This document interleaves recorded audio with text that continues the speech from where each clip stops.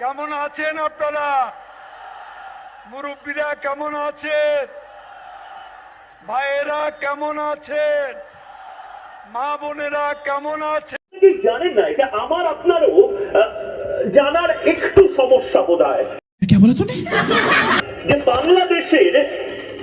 বাংলাদেশেরও একটা chicken snake আছে, অর্থাৎ একটা মুরগির গলার মতন একটা অঞ্চল আছে যেটা যদি মোট করে ভেঙে দেওয়া হয় বা ভারতীয় সেনা নেমে পড়ে বা ভারতীয়রা যদি অবরুদ্ধ করে যায় সেই জায়গাটিকে, গোটা বাংলাদেশের সাথে 20% ভূখণ্ডের কোনো যোগাযোগ থাকবে না বাংলাদেশে। আরে এরা কারা, কোত্থেকে এলো এরা? একদম এই বাংলাদেশ আপনারা চেনেন, বাংলাদেশের ম্যাপ। এবার দেখুন বাংলাদেশের একটি অঞ্চল, একদম জুম করে আমি দেখানোর জন্য বলছি, এই অঞ্চলটি বাংলাদেশের ম্যাপ আপনারা দেখেছেন। বাংলাদেশের যে যে এই মুহূর্তে মানচিত্র, সেই মানচিত্রের এই অঞ্চলটি আপনাদের যদি চোখে পড়ে থাকে ভালো করে দেখুন, এই অঞ্চলটির নাম হচ্ছে ফেনী। আচ্ছা, हमको सिखा रिया है। ফেনী একেবারে সর্বকনিষ্ঠ একটি জেলা। এখন একটা সময় ফেনী নোয়াখালীর আন্ডারে ছিল। সেই নোয়াখালী যেখানে 47-46 সালে মারাত্মকভাবে হিন্দুদের কচুকাটা করা হয়, সেখানে হিংসা থামাতে গান্ধীজিকে পর্যন্ত যেতে হয়। अच्छा, हमको सिखा रिया है। এই সেই ফেনী অঞ্চল, এই ফেনী অঞ্চলটা হচ্ছে গোটা সাপ্লাই লাইন বাংলাদেশের, অর্থাৎ বাংলাদেশের ঢাকা, ময়মনসিংহ, রংপুর, এমনকি বাংলাদেশের চারপাশ থেকে বিদেশ থেকেও কেউ যদি আসতে চায় চট্টগ্রামে, মানে জাহাজ বা জলপথে না এসে কেউ যদি সড়ক পথে বা রেল পথে এই চট্টগ্রামে আসতে চায়, ফেরি দিয়ে আসতে হবে। এবং এই ফেরি अच्छा, हमको सिखा रिया है। বাংলাদেশের মধ্যে নির্দিষ্টভাবে এইটুকু অঞ্চল হচ্ছে এই চিকেন স্টেক, বাংলাদেশের চিকেন স্টেক। এটা যদি কাট অফ করে দেওয়া হয় তাহলে গোটা বাংলাদেশের ভূখণ্ডের সাথে চট্টগ্রামের কোনো সম্পর্ক থাকবে না। আহারে, চোখের পানিতে বোকটা বাইসা যায়। ফেনীর নদী এবং ফেনীর যে সড়ক পথ, সেই সড়ক পথ হয়ে এইটুকু জায়গা, 20 কিলোমিটার জায়গা হয়ে ঢুকতে হয় চট্টগ্রামে। এই ফেনীটা যদি কোনোভাবে কাট অফ হয়ে যায় বা দখল হয়ে যায় বা অবরুদ্ধ হয়ে যায়, গোটা বাংলাদেশের এত বড়, এত জেলা সহ যে বাংলাদেশ, সেই বাংলাদেশ থেকে কাট অফ হয়ে যাবে চট্টগ্রাম।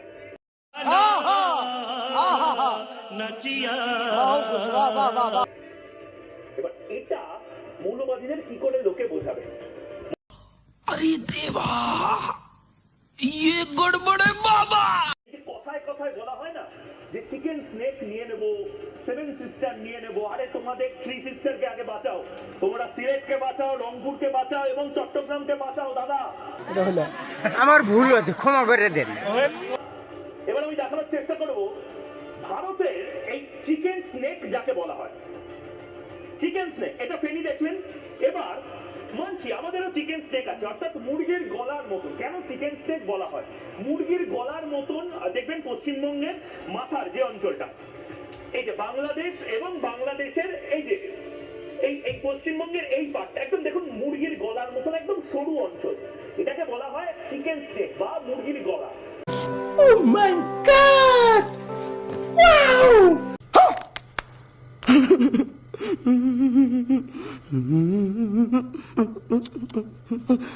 এই মুরগির গলা যদি মোট করে ভেঙে দেওয়া হয় তাহলে ধর এবং মাথা আলাদা হয়ে যাবে বলে হুমকি চমকানি আমাদের ভারতকে দেওয়া হয়। পশ্চিমবঙ্গ যদি কাট অফ করে দেওয়া হয়, শিলিগুড়ি করিডোর 20 কিলোমিটারের একটা করিডোর, সেটা যদি কাট অফ করে দেওয়া হয় তাহলে নাকি বাংলাদেশিরা ঢুকে পড়বে, বাংলাদেশের সেনা ঢুকে পড়বে।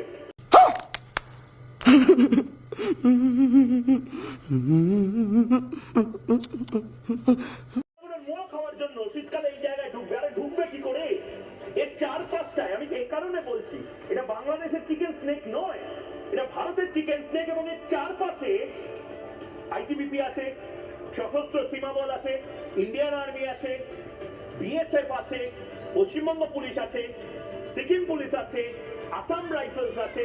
মানে এদের পরে হচ্ছে স্পেশাল যে যারা কমান্ডো, তারা, এনএসজি ইত্যাদি ইত্যাদি। আমার ভুল হয়েছে, ক্ষমা করে দেন।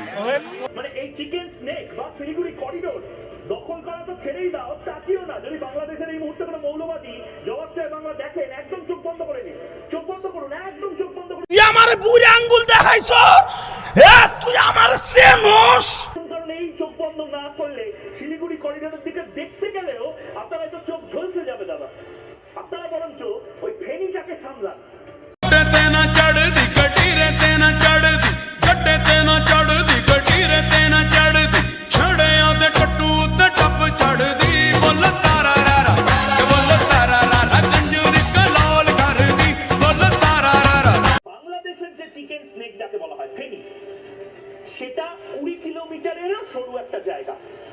সেখান দিয়ে গাড়ি যাচ্ছে, ট্রাক যাচ্ছে, পুরো বাংলাদেশের যে লোড সেই লোড যাচ্ছে চট্টগ্রামে। সেই ফেনি যদি অবরুদ্ধ হয়ে যায়, জলের তলায় চলে যায়, বা কোনো একটা কারণে হঠাৎ করে ভ্যানিশ হয়ে যায়, তাহলে গোটা বাংলাদেশ কাট অফ হয়ে যাবে চট্টগ্রামের থেকে। এই যে বলা হচ্ছে না চট্টগ্রাম আলাদা হবে না, চট্টগ্রাম আলাদা হতে পারে না, ভারত চট্টগ্রাম নিতে চায় না, ভারত কোনো অংশই নিতে চায় না বাংলাদেশে। কিন্তু মজার কথা হচ্ছে চট্টগ্রাম নিয়ে ঠক ঠক ঠক ঠক করে কাঁপছে বাংলাদেশের সেনাকর্তারা, প্রাক্তন সেনাকর্তারা ইত্যাদি ইত্যাদি বিভিন্ন যারা বিশেষজ্ঞ বাংলাদেশের মিনমিনে মিডিয়াতে তারা বসে এমন কিছু কথা বলছেন, আমাকে নিয়ে কথা বলছেন, আমার শোকে নিয়ে কথা বলছেন, চট্টগ্রাম নিয়ে কথা বলছেন, এমন কিছু কথা বলছেন দেখে মনে হচ্ছে ভারত বোধহয় পুরো বাংলাদেশকে নিয়ে নেবে। আহো বাতিজা আহো, দেখছো তোমার লে কত বড় ফুকনিটা রাইখা দিচ্ছে, আর এইটা তোমার পাতাটা ঢুকাই দেবো। না, ভারত শান্তি চায়, ভারত চায় বাংলাদেশ শুধরে যায়। अरे सुधरो रे, अभी तो सुधर जाओ। কিন্তু এই মুহূর্তে যে জিনিসগুলো দেখাবো সেই জিনিসগুলো দেখানোর আগে একটা কথা শুধু আপনাদেরকে জানিয়ে রাখি। अभी मजा आएगा ना भिड़ो। আজ এমন একটি দিন, সেদিন ভারত দুটো কাজ করতে পারত। আজ ভারতীয়রা মনে করছে 71-এর ভুল 2024 বা 25-এ কি শুধরে নেওয়া হবে। 71-এ দুটো ভুল কি করা হয়েছিল, সেদিন চট্টগ্রাম এবং রংপুর এই দুটি অঞ্চল ভারতে যদি নিয়ে নেওয়া হতো, এবং অনুরোধ করে শেখ মুজিবুর রহমান বা মুক্তিযোদ্ধাদের যে এত বড় লড়াই আমরা তোমাদের সাহায্য করেছি, তোমরা দুটো ক্ষুদ্র ক্ষুদ্র অঞ্চল আমাদের দাও, জেলাও নয়, জেলার থেকেও ছোট্ট অঞ্চল, একটা হচ্ছে চট্টগ্রাম এবং একটা রংপুর, এই দুটো অঞ্চল যদি ভারতের সাথে যুক্ত হয়ে যেত, তাহলে এই যে চিকেন স্নেকের গল্পটা বলা হচ্ছে না, চিকেন স্নেক, সেই চিকেন স্নেকের ঠিক পাশেই হচ্ছে রংপুর, আর অন্যদিকে চট্টগ্রাম এই সেভেন সিস্টার, যেটাকে ল্যান্ডলক সেভেন সিস্টার বলে, এখানে কোনো সমুদ্র পথ নেই। সেভেন সিস্টারের যে রাজ্যগুলো রয়েছে তাদের কোনো সমুদ্র নেই, সমুদ্র যেখান থেকে শুরু হয় সেটা হচ্ছে চট্টগ্রাম, সেই চট্টগ্রামটা আমাদের নেই। এই দুটো অঞ্চল, একটা সমুদ্র বিচ, সমুদ্রের পার, আরেকটা পাহাড়ি অঞ্চল, এই দুটো জিনিস কি না নিয়ে ভারত খুব ভুল করেছে। तेरा बाप यहाँ छोड़कर गया था कि तेरी माँ?